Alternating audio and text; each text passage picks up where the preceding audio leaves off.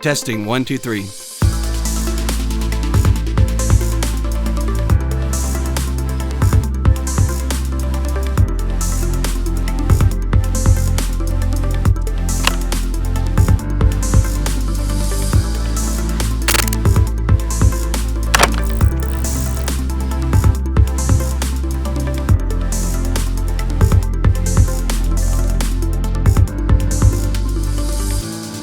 Greetings to all our viewers and welcome back to the second episode of our special series GenAI in Tax, the next wave. I'm Manoj Rathi, tax partner with EY, and I have alongside Giselle Barbosa, a tax partner who specializes in transfer pricing and is our tax talent leader, and she's also very passionate about use of GenAI in tax. And together we will weigh in on AI's spectacular ability to crystallize complex tax documents into distilled wisdom. So stay with us as we unravel the machinery behind AI's complex engines, its relevance in terms of different applications, and the relevance of human in loop. So Giselle, thanks for joining us. Pleasure to be here, Manoj. So let me start by asking you to share your take on what AI summarization involves and how can it be relevant from a tax perspective. So today as tax professionals, we've both been in the business for more than 10 years.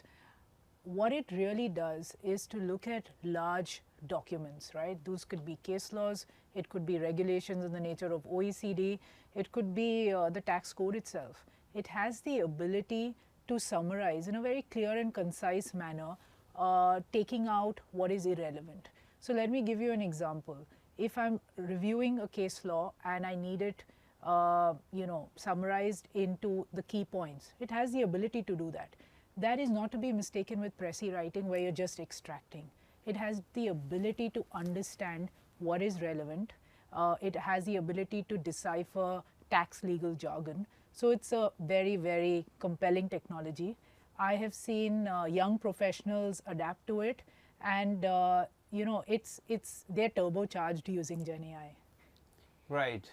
So a lot of tax data that tax professionals must be consuming today would include large complex case laws or paper books which could run into hundreds or many times thousands of pages, right? How does AI discern relevant information from these complex large documents? So GenAI essentially uses natural language processing algorithms.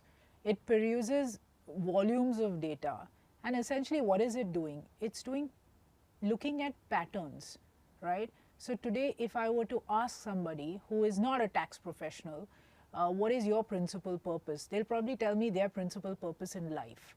But if I ask a corporate tax professional, what is principal purpose test? They'll get the context. GenAI, when it is trained on tax data sets, gets what is principal purpose test. If it's trained on transfer pricing documentation, it understands what is DEMPI, what is FAR. So I think what is very compelling is natural language with context, with pattern recognition, and it's able to summarize appropriately. There are essentially two methods of summarization. One is the extractive method and the other is the abstractive. As the word suggests, extractive, you essentially, GenAI takes out words verbatim from the text, removes the irrelevant, and you get almost like a précis. Abstractive is quite marvelous actually because there is a bit of creativity. It is able to look at pages of data and summarize like a human would in natural language. So those are essentially the two kinds. That's very interesting, Giselle. What I'd like you to also share some thoughts on is how could one put in more measures in place to ensure that AI more accurately reflects the content and the nuances from a tax perspective? So when one works with GenAI in tax, we really require two elements, right? We're very keen on as far as it being accurate as possible and also up to date because there's so much evolving legislation and jurisprudence. So essentially what makes it more accurate would be working on large and diverse data sets. The second one is, of course, in a closed AI environment where you put in data which is already pre-validated. That would enhance the accuracy. So if I were to look at AI tools which are run on proprietary data, they would be far more accurate than if it is learning off the internet. So that's one point. The other one, of course, businesses need to be very, very cautious about what kind of governance they're building around their GenAI. How are they dealing with data? How are they dealing with privacy? So there's lots of work to be done around this space because while it is compelling, there's a lot of responsibility that comes with it. Well, I agree. I mean, from a governance framework perspective or data security perspective, I think these are very critical elements in context of what we are talking about. My next question to you, Giselle, would be how should tax professionals really go about vetting data in order to ensure that there is higher adoption of GenAI in tax? I'm asked this question quite often that, Gen AI, how do we rely on it? And my answer is that this is a tool in your arsenal, right? As a tax partner, even today, if I get the best document and I have to sign off on it, I still need to validate. So I would request everyone to think of Gen AI as your assistant, as your co-pilot. It is certainly not autopilot. So validation, reviews, looking at the process output, that is absolutely critical. And that will continue to be as tax professionals.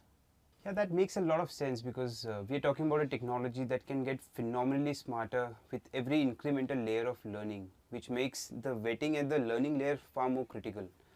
So my last question to you, Giselle, is, as we look forward into future, what advancements do you see in AI summarization over the next few years? That's a pretty loaded question, and I'm not a technologist. But in my humble opinion, if I were to look at what the capabilities could be for tax and legal, certainly it's going to get more precise. There's going to be the ability to customize as per your persona. So if I draft in a certain style, or it's going to be able to mimic that. It's going to be far more intuitive. It's going to be enhanced through integration with other AI services. So I think there's lots that's going to happen. It may take an entire podcast to discuss that, but we all need to keep abreast of what's happening. Well, that makes a lot of sense, Giselle, and I think it's really very insightful. Thank you for clearly guiding our viewers through the seemingly complex web of tax documentation, helping them understand the journey from natural language to sophisticated documentation, and the synergy that AI and the human in loop can really bring in from a tax research, from a legal research point of view. So thanks again, Giselle. And thanks to all our viewers for joining us for this insightful conversation, and stay connected because we go deeper into the realm of AI in our next episode. Thank you and have a good day.